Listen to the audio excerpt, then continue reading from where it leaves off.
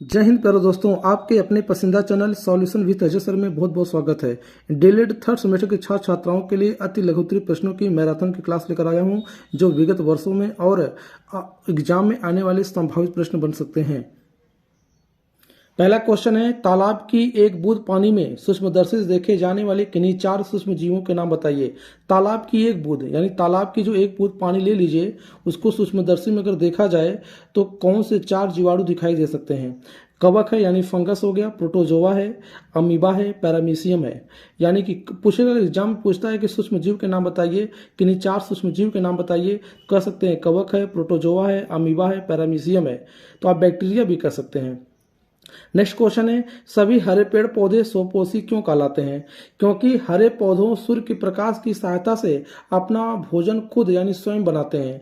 जो हरे पौधे हैं, इन्हें सूर्य के प्रकाश अगर मिल जाए तो अपना भोजन क्या करेंगे, स्वयं बनाएंगे। ये पूछा गया क्वेश्चन है कि कैरेमल क्या है, इसका उपयोग क्या है। पकाने के बाद बनी भूरी चीनी ब्राउन शुगर को कैरोमल कहते हैं। बेकरी के उत्पादों में इसका प्रयोग अधिक किया जाता है। बेकरी में इसका प्रयोग अधिक किया जाता है। नेक्स्ट क्वेश्चन, चौथा क्वेश्चन है, बोला गया रात में तारे क्यों टिमटिमाते हैं। भाई वायुमंडल में अपवर्तन के कारण रात्रि में तारे क्या करते हैं, टिमटिमाते हुए प्रतीत होते हैं। प्रकाश के अपवर्तन के कारण, ये अपवर्तन का एग्जाम्पल भी हो गया। पूछेगा अपवर्तन का एग्जाम्पल लिखिए, तो अपवर्तन का एग्जाम्पल यही है कि रात्रि में तारों का टिमटिमाना यानी टिमटिमाते हुए प्रतीत होते हैं। अगला क्वेश्चन पूछेगा, ध्वनि ठीक से सुनाई दे इसके लिए सिनेमा हॉल में अवशोषक का प्रयोग किस प्रकार किया जाता है। तो जो हॉल की दीवारें होती हैं ना, उनमें छिद्र बनाए जाते हैं ताकि दीवारों पर अवशोषक पदार्थ लगाए जाते हैं। वो छिद्र से आवाज जब ध्वनि टकराती है तो क्या करती है, गूंजती है। वही दोबारा हमारी सुनाई देती है, इसे बोलते हैं प्रतिध्वनि भी कहते हैं। यहाँ पूछा गया प्रतिध्वनि एवं गूंज में क्या अंतर है। परावर्तित होकर आने वाली ध्वनि प्रतिध्वनि कहलाती है। यानी जब ध्वनि हम बोलते हैं, वह ध्वनि क्या करती है, दीवारों से टकराकर हमें सुनाई देती है, इसे बोलते हैं प्रतिध्वनि कहते हैं। जबकि खाली बड़े कमरे में उत्पन्न ध्वनि गूंज जाती है। जब गूंजती है, आवाज गूंजती है कुछ समय बाद, तो उसको बोलते हैं गूंज रही है। लेकिन टकराने के बाद ध्वनि क्या करती है, सुनाई देती है। यानी ध्वनि का परावर्तन होता है और ध्वनि परावर्तन के पश्चात क्या करती है, सुनाई देती है। इसे बोलते हैं प्रतिध्वनि कहते हैं।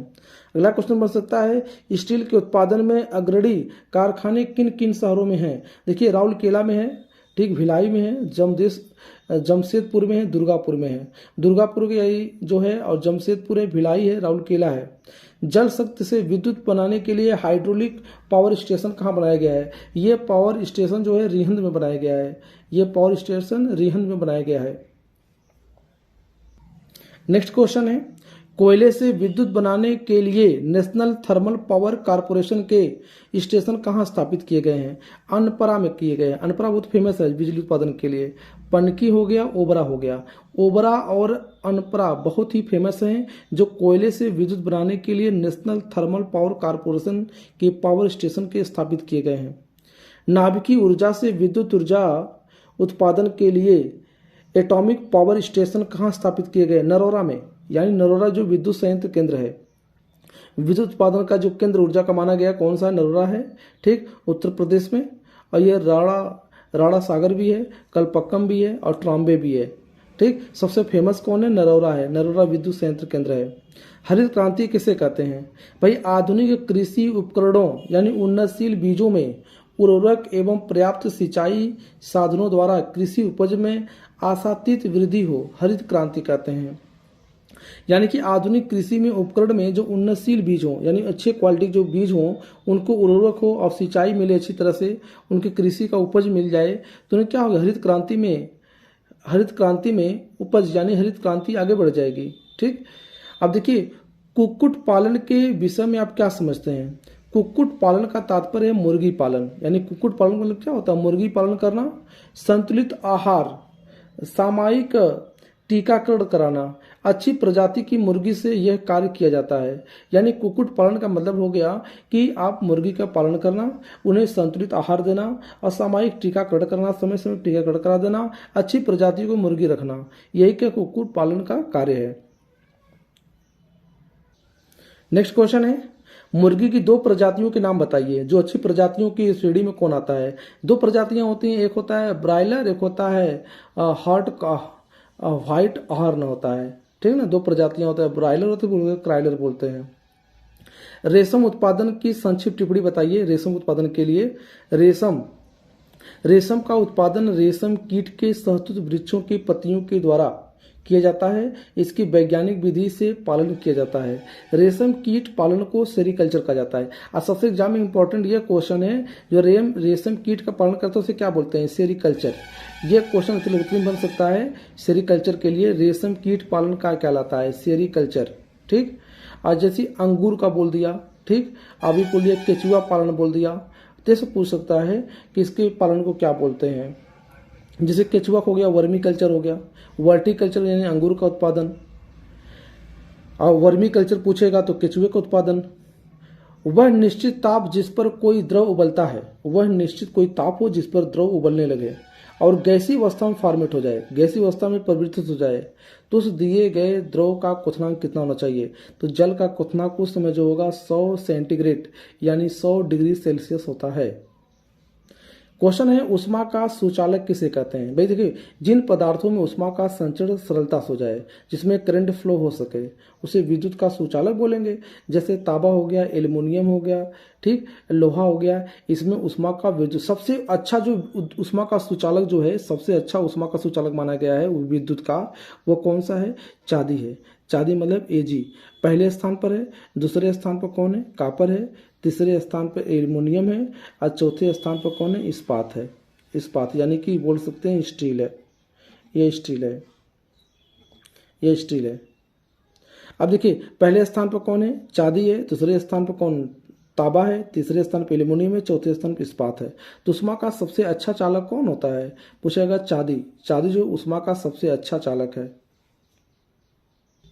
नेक्स्ट क्वेश्चन बनेंगे ऊष्मा का कुचालक किसे कहते हैं? जिन पदार्थों में ऊष्मा का संचरण आसानी से नहीं हो, यानी उसमें ऊष्मा का संचरण हो ही नहीं पाए, उसे ऊष्मा का कुचालक कहते हैं। जैसे मान लीजिए कागज हो गया, कांच हो गया, लकड़ी हो गया, ऊन हो गया, ठीक, वायु हो गया, ये ऊष्मा के कुचालक होते हैं। संक्रामक रोग वे रोग होते हैं जो छुआछूत के कारण एक व्यक्ति से दूसरे व्यक्ति में हो जाते हैं। जैसे मान लीजिए कौन कौन सा? चेचक हो गया, टीबी हो गया, ठीक, बैक्टीरिया से हो गया, वायरस से हो गया, ठीक, ये सब क्या संक्रमित रोग होते हैं, यानी कि जो संक्रामक रोग होते हैं जो एक व्यक्ति से दूसरे व्यक्ति में फैल जाते हैं। असंक्रामक रोग वे रोग होते हैं जो छुआछूत से नहीं फैलते हैं। जैसे खून की कमी यानी रक्त की कमी हो गई, डायबिटीज हो गया, ठीक, और कैंसर हो गया। प्रकाश स्रोत से आप क्या समझते हैं? वे वस्तुएं जो प्रकाश उत्पन्न करती, भैया, जो प्रकाश, जैसे सूर्य का प्रकाश हुआ यानी प्रकाश उत्पन्न की, तो वे प्रकाश का स्रोत है यानी प्रकाश कहलाई। प्रकृति में प्रकाश का सबसे महत्वपूर्ण जो स्रोत माना गया वो सूर्य है, यानी प्रकाश किससे मिल रहा है? सूर्य से मिल रहा है। अब प्रकाश एक प्रकार की क्या है? ऊर्जा है। जो जैसे संचरित कैसे होती है? विद्युत चुंबकीय तरंगों के रूप में संचरित होने वाली तरंगे हैं, यानी इसमें जो तरंगे होती हैं विद्युत चुंबकीय तरंगे होती है प्रकाश में। और जो वे वस्तुएं जो प्रकाश उत्पन्न करती हैं, ठीक, वे प्रकाश स्रोत कहलाती हैं। और जिनका मुख्य स्रोत क्या है? सूर्य है। दीप्त वस्तुएं वे वस्तुएं जो स्वयं प्रकाश उत्पन्न करती हैं, उन्हें दीप्त वस्तुएं कहते हैं। जैसे लैंप हो गया, तारा हो गया, बल्ब हो गया, सूर्य हो गया, ये क्या है? दीप्त वस्तुएं हैं। अगर आपसे पूछा जाए कि अदीप्त वस्तुएं क्या होती हैं, तो आप बोल सकते हैं वे वस्तुएं जो प्रकाश उत्सर्जित नहीं करती हैं। जैसे मान लीजिए मेज हो गया, फैन हो गया, कुर्सी हो गया, दर्पण हो गया, पुस्तक, ये सब क्या हो? अदीप्त वस्तुएं, प्रकाश थोड़ा उत्पन्न करेंगे। तारे, लैंप, बल्ब जो है अदीप्त वस्तुएं होती हैं, अदीप्त वस्तुएं होती हैं। कृत्रिम प्रकाश स्रोत का उदाहरण बताइए। कृत्रिम प्रकाश कौन से हैं? जैसे विद्युत बल्ब हो गया, ये आर्टिफिशियल है।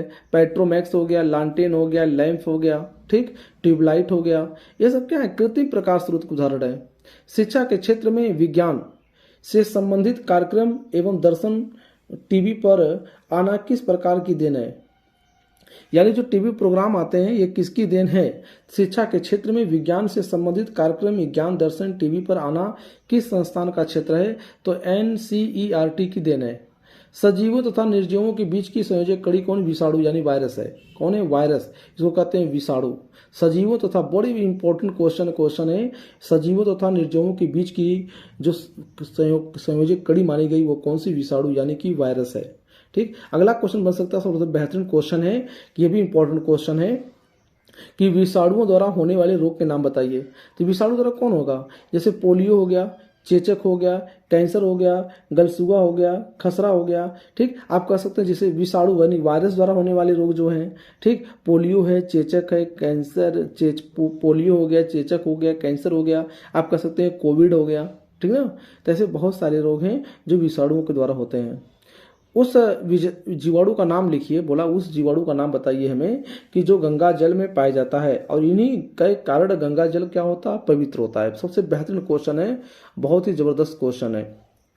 बोला है उस जीवाणु का नाम बताइए, वो कौन सी बैक्टीरिया है जो गंगा जल में पाया जाता है और जो इसी कारण गंगा का जल जो होता है पवित्र होता है। उसको बोलते हैं जीवाणु भोजी वायर, जीवाणु भोजी बोलते हैं। जीवाणु भोजी जो होता है गंगा के जल में रहता है, और गंगा का जल अगर मान लीजिए ला के घर रख दें, 1-2 महीने रख दें, उसमें बैक्टीरिया नहीं आएगा, लेकिन वैसे नॉर्मल पानी का रख दिया जाए उसमें बैक्टीरिया आ जाएंगे। एड्स का पूरा नाम बताइए। एड्स का है एक्वायर्ड इम्यूनो डिफेंसी सिंड्रोम होता है, हिंदी में बोल सकते हैं उपार्जित प्रतिरक्षा न्यूनता सिंड्रोम बोल सकते हैं। ठीक, एड्स के वायरस का नाम बताइए। एड्स में कौन सा वायरस होता है? एड्स में जो भाग लेता है HIV वायरस होता है। इसका HIV का पूरा नाम होता है ह्यूमन इम्यूनो डिफेंसी सिंड्रोम। HIV पूरा नाम है ह्यूमन इम्यूनो डिफेंसी वायरस। विश्व एड्स दिवस कब मनाया जाता है भैया? विश्व एड्स दिवस 1 दिसंबर को मनाया जाता है। ठीक, अगर पूछे मानवाधिकार दिवस कब मनाया जाता है? 10 दिसंबर को मनाया जाता है। देखिए, विश्व एड्स दिवस मनाया जाता है 1 दिसंबर को। अगर पूछे मानवाधिकार दिवस कब मनाया जाता है, बताइएगा 10 दिसंबर को मनाया जाता है। लेकिन जो विश्व एड्स दिवस कब मनाया जाता है? 1 दिसंबर को मनाया जाता है। नेक्स्ट क्वेश्चन है, सबसे छोटे तथा सबसे बड़े वायरस का नाम बताइए। सबसे छोटा वायरस जंतु में मुंहपक्का और खुरप्पा उत्पन्न करने वाली वायरस है। सबसे बड़ा वायरस जो होता है चेचक का वायरस होता है, ये इंपॉर्टेंट है। सबसे बड़ा वायरस किसका होता है? चेचक का वायरस होता है। मत्स्य पालन से आप क्या समझते हैं? मत्स्य पालन का अभिप्राय यह होता है कि मछली पालन आधुनिक प्रौद्योगिकी उन्नत प्रकार की मत्स्य बीज एवं संश्लेषण इंजेक्शन द्वारा 2350 किलोग्राम प्रति हेक्टेयर के हिसाब से इसका उत्पादन किया जा सकता है मछली उत्पादन के लिए। संदेशों के आदान प्रदान का माध्यम बताइए। संदेशों का आदान प्रदान का माध्यम क्या होता है? फैक्स कर सकते हैं, या इंटरनेट के द्वारा भेज सकते हैं, या ईमेल कर सकते हैं, या इलेक्ट्रॉनिक के द्वारा भेज सकते हैं, या डाक सेवा के द्वारा, या मोबाइल के मैसेज के द्वारा। ठीक, तो आप पहले के लोग संदेश पत्र, टेलीग्राम तथा किसी प्रशिक्षित कबूतरों से करते थे, लेकिन इस समय जो सबसे ज़्यादा जो प्रयोग किया जा रहा है ये जो संदेशकार होता है मोबाइल के द्वारा। लेकिन नेक्स्ट क्वेश्चन बनेगा, मनोरंजन के प्रमुख साधन कौन कौन से? भाई मनोरंजन क्या है? टेलीविजन, टीवी देखिए, कंप्यूटर चलाइए, वीडियो गेम खेलिए, ये सब क्या है? मनोरंजन के प्रमुख साधन है। अब बोलेगा पौधों तथा जंतुओं के बीच की कड़ी किसे कहा जाता है? ये भी बड़ा इंपॉर्टेंट क्वेश्चन है, बड़ा बेहतरीन क्वेश्चन है, ये बड़ा बेहतरीन क्वेश्चन है। बोल सकता है पौधों तथा जंतुओं के बीच की कड़ी, तो पौधों तथा जंतुओं के बीच कड़ी किसे कहते हैं? युगलीना कहते हैं, युगलीना कहते हैं। पौधों तथा जंतुओं के बीच की कड़ी कहा जाता है, युगलीना को कहा जाता है। नेक्स्ट क्वेश्चन है, कार्बन क्या होते हैं? इसके 2 अप्रूप बताइए। कार्बन क्या धातु है? कार्बन क्या धातु है? इसकी परमाणु क्रमांक जो होते हैं 6 होता है। कार्बन का परमाणु क्रमांक कितना होता है? 6 होता है। इलेक्ट्रॉनिक विन्यास निकालेंगे तो कितना होगा? 2 और कितना होगा? 4 होगा। अब कार्बनिक यौगिकों में यह अनिवार्य रूप से पाया जाता है। 2 अपरूप हैं, हीरा है, ग्रेफाइट है। अगर तीसरा अपरूप पूछता है बोलेंगे फुलेरिन है। कौन सा है? फुलेरिन, इसका तीसरा अपरूप है। तो कार्बन के 3 अपरूप होते हैं, हीरा है, ग्रेफाइट है, फुलेरिन है। नेक्स्ट क्वेश्चन है कि हाइड्रोकार्बन किसे कहते हैं?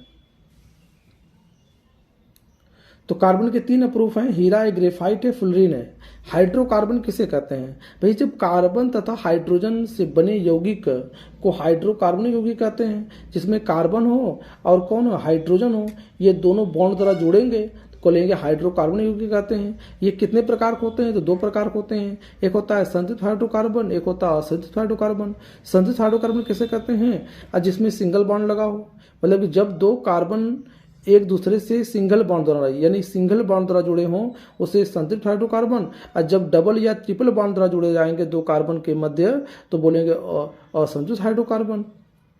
इसके लिए फार्मूला क्या बनेगा? CnH2n+2। इसके लिए फार्मूला बनेगा CnH2n+2। एल्केन कहते हैं इसको। और जैसे मेथेन हो गया, एथेन हो गया, प्रोपेन हो गया, ब्यूटेन हो गया, हेक्सेन हो गया। असंतृप्त हाइड्रोकार्बन, इसमें एल्कीन आता है और कौन आता है? एल्काइन आता है। एल्कीन में होता है डबल बॉन्ड, एल्काइन में होता है ट्रिपल बॉन्ड है। ये दुगुना से 2 दुगुना होता है, ये दुगुना से 2 अधिक होता है, ये दुगुना से 2 कम होता है। ठीक। इसको एल्केन, एल्किन, एल्काइन। एल्केन किस में आता है? संतृप्त हाइड्रोकार्बन में। Alkene double bond, alkyne triple bond किस में आता है? असंतृप्त हाइड्रोकार्बन में। जीवाणु के खोजकर्ता कौन भैया? Antony van Leeuwenhoek. ये बड़े फेमस खोजकर्ता हैं जिन्हें जीवाणु का, जिन्हें बैक्टीरिया, जिसे बैक्टीरिया का फादर ऑफ बैक्टीरियोलॉजी किसे कहा जाता है? एंटोनी वान लीवेनहॉक को। एंटोनी वान लीवेनहॉक को फादर ऑफ बैक्टीरियोलॉजी कहा जाता है। Father of bacteriology Antonie van Leeuwenhoek को। एंटोनी वान, इन्होंने कई खोज किया है। एंटोनी वॉन ने कई खोज किया है। इन्होंने आरबीसी का भी खोज किया है, एंटोनी वान लीवेनहॉक। इन्होंने स्पर्म का भी खोज किया है। इन्होंने स्पर्म का भी खोज किया है। इन्होंने प्रोटोजोआ का भी खोज किया है। इन्होंने प्रोटोजोआ का भी खोज किया है। बताइए, आरबीसी खोज किया है, स्पर्म की खोज किए हैं। आप बताओ, इन्होंने जीवित कोशिका का भी खोज किया है। जीवित कोशिका, अब देखिए एग्जाम में कोई क्वेश्चन बन सकता है कि जीवित कोशिका खोज किसने किया है? जीवित कोशिका खोज किसने किया है? जीवित कोशिका, तो बोलेंगे एंटोनी वान लीवेनहॉक। प्रोटोजोआ खोजकर्ता कौन है? Antony van Leeuwenhoek. स्पर्म के शुक्राणु यानी स्पर्म खोजकर्ता कौन? Antony van Leeuwenhoek. आरबीसी खोजकर्ता कौन है? Antony van Leeuwenhoek. और जीवाणु खोजकर्ता कौन है? Antony van Leeuwenhoek. यहाँ से 4 क्वेश्चन तैयार हो जाएंगे। नेक्स्ट क्वेश्चन है, जीवाणु के पिता कौन है? एंटोनी वान लीवेनहॉक है। ठीक है। जीवाणु की शब्द की सबसे पहले किसने कहा था? एरनबर्ग ने। जीवाणु को सबसे पहले जीवाणु नाम किसने दिया था? एरनबर्ग ने 1829 में जीवाणु को सबसे पहले जीवाणु कहा था, बैक्टीरिया कहा था। 2 सूक्ष्म जीवों के नाम बताइए। जीवाणु हो गए, विषाणु हो गए, नहीं, वायरस हो गया, अरे बैक्टीरिया हो गया, और कौन हो गया? वायरस हो गया। ये हो गया बैक्टीरिया और ये हो गया वायरस। 2 सूक्ष्म जीव के नाम बताना है। नेक्स्ट क्वेश्चन है, विषाणु खोजकर्ता कौन है? विषाणु खोजकर्ता दमित्री इवानोव्स्की है। दमित्री इवानोव्स्की है। इवानोव्स्की बड़े फेमस क्वेश्चन है। विषाणु खोजकर्ता कौन है? वायरस खोजकर्ता कौन है? सरीसृप तथा पक्षियों के बीच की कड़ी किसे कहते हैं? आर्क्योप्टेरिस कहते हैं। बड़ा इंपॉर्टेंट है। सरीसृप तथा पक्षियों के, सरीसृप में कौन आएगा? सांप आ जाएंगे, छिपकली आ जाएगी। सरीसृप तथा पक्षियों के बीच कड़ी किसे कहते हैं? आर्क्योप्टेरिस को कहते हैं। उपार्जित लक्षणों की वंशागति का सिद्धांत किसने दिया था? तो लैमार्क ने दिया था। किसने दिया था? लैमार्क ने दिया था। युक्तम उत्तरजीविता तथा प्राकृतिक भ्रूण का सिद्धांत किसने दिया था? उनका नाम है चार्ल्स डार्विन ने।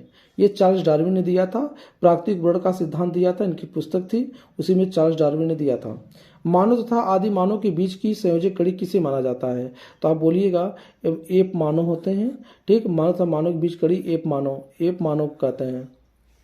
नेक्स्ट क्वेश्चन बनेगा, पॉलीथीन कैसे बनता है? क्वेश्चन बनेगा पॉलीथीन कैसे बनता है? तो पॉलीथीन सूत्र होता है एथिलीन का, यानी कि C2H4। एथिलीन को उच्च ताप पर जब गर्म किया जाता है, इसका बहुलकीकरण करने पर पॉलीथीन प्राप्त होता है। ठीक, बोलेगा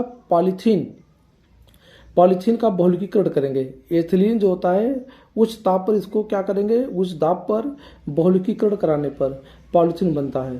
प्राकृतिक प्लास्टिक उदाहरण बताइए, जैसे ले हो गया। ठीक, प्राकृतिक प्लास्टिक हो गए।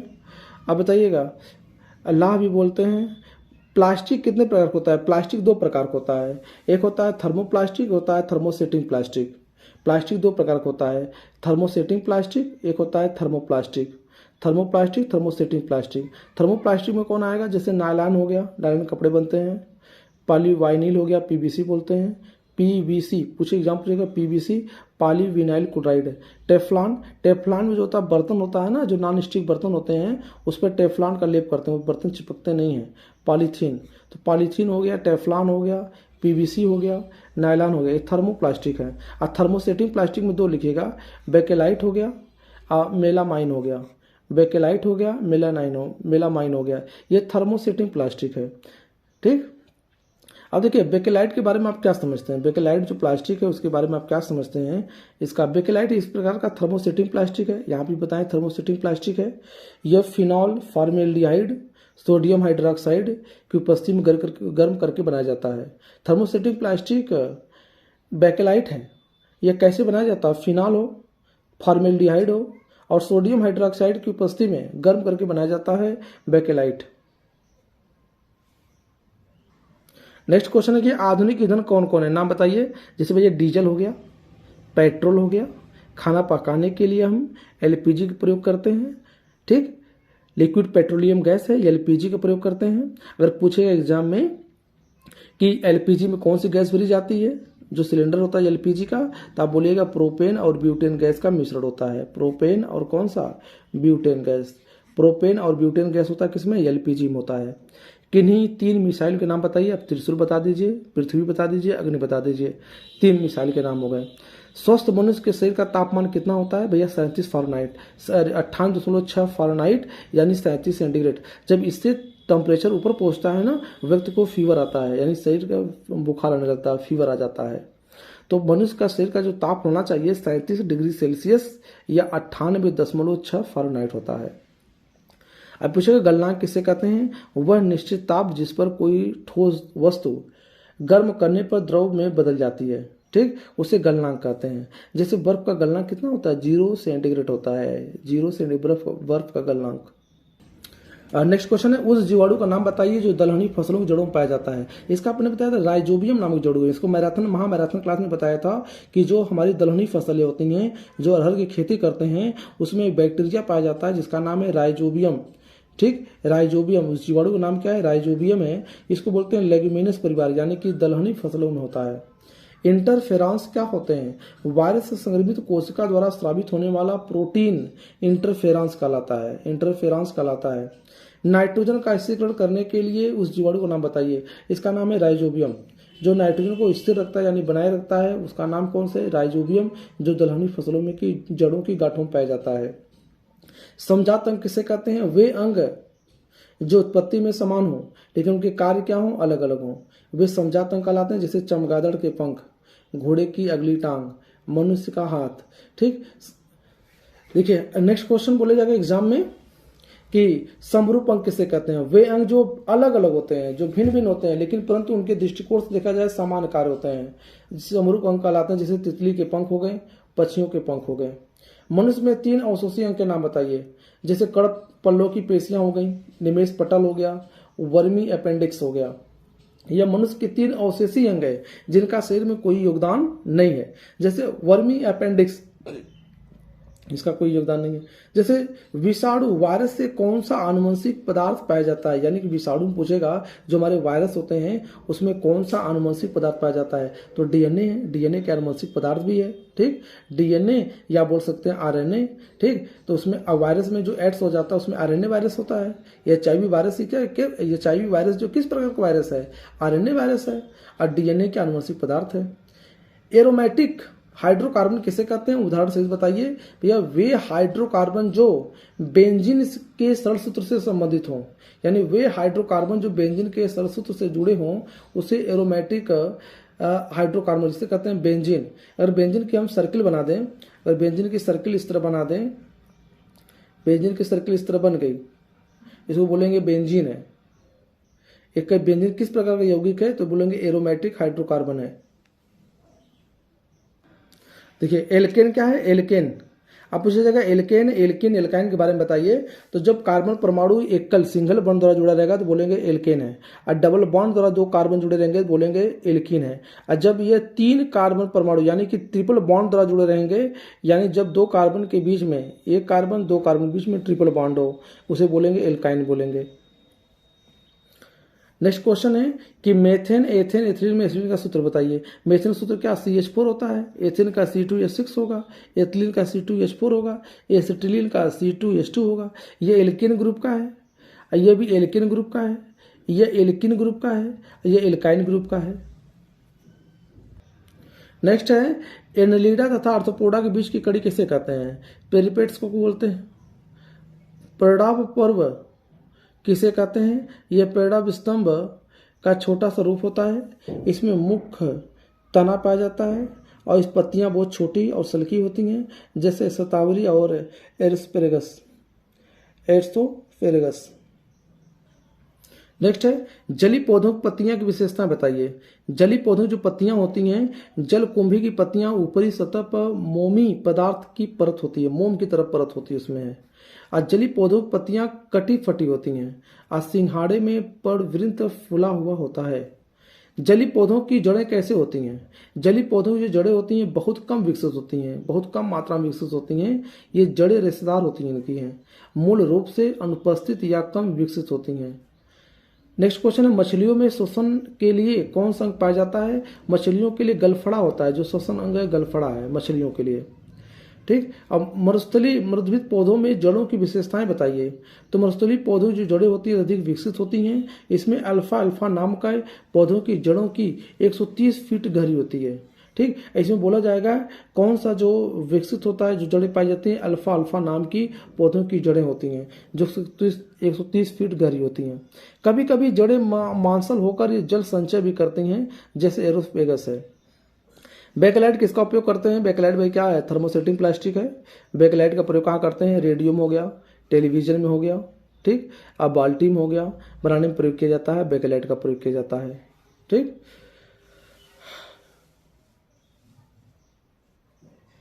तो बेकलाइट का उपयोग रेडियो, टेलीविजन और बाल्टी बनाने में प्रयोग किया जाता है। प्रोड्यूसर गैस कौन सी है? प्रोड्यूसर गैस मतलब कार्बन मोनोऑक्साइड से नाइट्रोजन गैस मिला दीजिए, कार्बन मोनोऑक्साइड के साथ नाइट्रोजन गैस मिला दीजिए, बन जाएगा प्रोड्यूसर गैस। अगर भाई कार्बन मोनोऑक्साइड है CO, इसके साथ हाइड्रोजन मिला दीजिए, बन जाएगा वाटर गैस। ये हो गया जल गैस यानी वाटर गैस, ये हो गया प्रोड्यूसर गैस।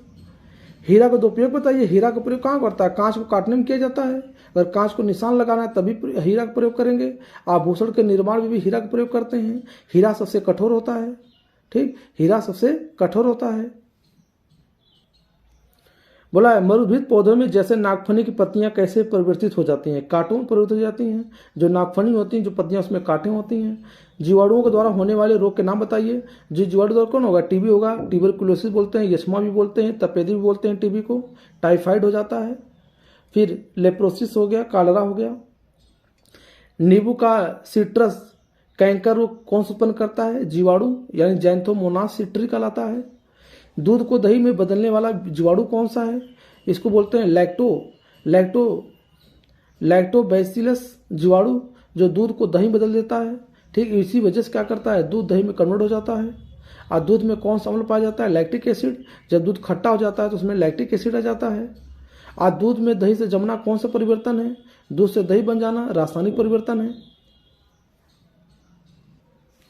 नेक्स्ट है लाभदायक जीवाणुओं के नाम बताइए। राइजोबियम लेगुमिनस जो नाइट्रोजन देता है, नाइट्रोसोमोनास भी है, नाइट्रोबैक्टर है, लैक्टोबैसिलस है। ये क्या लाभदायक जीवाणु होते हैं? जो दही पाया जाता है कौन सा? लैक्टोबैसिलस हो गया। ये जो राइजोबियम लेगुमिनस है नाइट्रोजन देता है। सूक्ष्म जीवों का अध्ययन विज्ञान के किस शाखा में किया जाता है? सूक्ष्म जैविक यानी माइक्रोबायोलॉजी। माइक्रोबायोलॉजी में सूक्ष्म का अध्ययन किया जाता है, सूक्ष्म जीवों का अध्ययन किया जाता है। सूक्ष्म जैविक के पिता कौन है? Antony von Leeuwenhoek. Antony von Leeuwenhoek हैं, ये सूक्ष्म जैविक के पिता कहलाते हैं। और जो बैक्टीरिया की खोज करता है यानी बैक्टीरिया की खोज के बारे में किए हैं वो कौन है? एंटोनी वॉन लीवेनहॉक हैं। एंटोनी लीवेनहॉक को बैक्टीरियोलॉजी कहा जाता है यानी फादर ऑफ बैक्टीरियोलॉजी कहा जाता है एंटोनी वॉन लीवेनहॉक को।